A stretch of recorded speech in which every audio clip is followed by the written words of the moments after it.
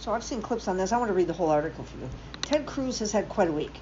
On Tuesday, the Texas senator ensured the Republican spending bill slashed funding for weather forecasting, only to then go on vacation to Greece while his state was hit by deadly flooding, a disaster critics say was worsened by cuts to forecasting. Cruz, who infamously fled Texas for Cancun when a crippling winter storm ravaged his state in 2021, was seen visiting the Parthenon in Athens with his wife Heidi on Saturday, a day after a flash flood along the Guadalupe River in central Texas killed more than 100 people, including dozens of children and counselors at camp. The Greece trip, first reported by the Daily Beast, ended up in time for Cruz to appear at the site of the disaster on Monday morning to decry the tragedy and promise a response from lawmakers. There's no doubt afterwards we're going to have a serious retrospective, as you do after any disaster, and say, okay, what could we have done differently to prevent this disaster? Cruz told Fox News, the fact that you have girls asleep in their cabins when floodwaters are rising, something went wrong there. We've got to fix that and have a better system of warnings to get kids out of harm's way.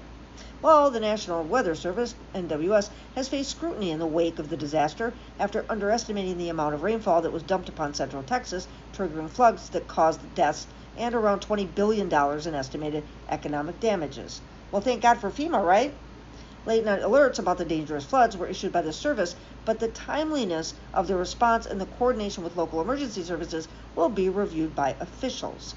But before his Grecian holiday, Cruz ensured a reduction in funding to the National Oceanic and Atmospheric Administration, NOAA's efforts to improve future weather forecasting of events that cause the sort of extreme floods that are being worsened by the human-caused climate crisis.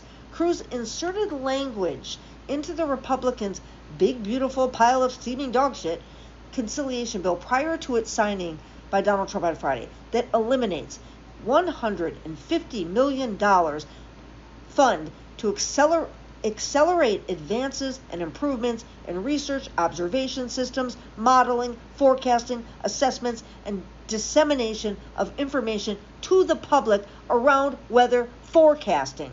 This is what he specifically cut out of there, surgically. Now, why? And further, a $50 million in NOAA grants to study climate-related impacts on oceans, weather systems, and coastal ecosystems was also removed. Cruz was contacted by The Guardian with questions about these cuts and his trip to Greece. Environmental groups say that the slashed funding is just the latest blow to federal agencies tasked with predicting and responding to disasters such as the Texas flood. More than 600 employees have exited the NWS amid a Trump administration's push to shrink the government workforce, leaving many offices short-staffed of meteorologists and other support workers. Around a fifth of all full-time workers at the Federal Emergency Management Agency, FEMA, meanwhile, are also set to depart. A fifth. Ted Cruz has spent years doing big oil's bidding, gutting climate research, defunding NOAA, and weakening the very systems meant to warn and protect the public, said Cassidy DePaulo, communications director of Fossil Free Media. That's made disasters like this weekend's flood in Texas even more deadly. Now he's doubling down, pushing through even more cuts in the so-called Big Beautiful Bill. Texans are dead and grieving, and Cruz is protecting big oil instead of the people he's supposed to represent. It's disgraceful. Cruz, who had previously cast doubt over the scientific reality of the climate crisis, said that complaints about cuts to the National Weather Service are partisan finger-pointing, although he conceded that people should have been evacuated earlier. Some are eager to point at the National Weather Service and saying that the cuts there led to a lack of warning, the Republican senator told reporters on Monday. I think that's contradicting by the facts, and if you look at the facts, in particular, number one, and these warnings went out hours before the flood became a true emergency. That's kind of word salad. The Trump administration, too, has rejected claims that the service was short-staffed, pointing out that extra forecasters were assigned to San Antonio and San Angelo field offices. The service's employees union has said the offices were staffed adequately but were missing some key positions, such as meteorologist role designed to coordinate with local emergency managers. That one position right there, the meteorologist role designed to coordinate with local emergency managers. Seems kind of a key position to cut. People were sleeping in the middle of the night when the flood came, said KK Caroline Leavitt, the White House press secretary and propagandist for the Trump administration. That was an act of God. It's not the administration's fault the floods hit when it did, Leavitt said. In any place, Levitt said any blame placed on Trump for flooding forecasting is a depraved lie. Resources for weather forecasting, as well as broader work to understand the unfolding climate crisis, could be set for further cutbacks. However, of course they are. The Trump administration's 2026 budget proposal seeks to dismantle all of NOAA's weather and climate research labs. All of them.